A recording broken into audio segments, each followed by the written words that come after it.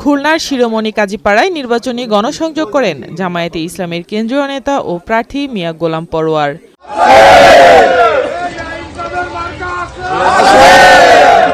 আজ সকালে তিনি স্থানীয় জনগণের সঙ্গে কুশল বিনিময় করেন এবং নির্বাচনী বার্তা পৌঁছে দেন।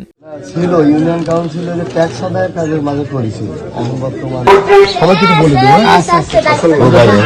গণসংযোগকালে তার সঙ্গে উপস্থিত ছিলেন খুলনা জেলা জামায়াত ইসলামীর সহকারী সেক্রেটারি মুন্সি মইনুল ইসলাম, অধ্যাপক মিয়া গোলাম কুদ্দুস, খানজাহান আলী, থানা আমির সৈয়দ হাসান মাহমুদ টিটু ও সেক্রেটারি গাজী মোর্শেদ মামুন সহ অন্যান্য নেতাকর্মীরা।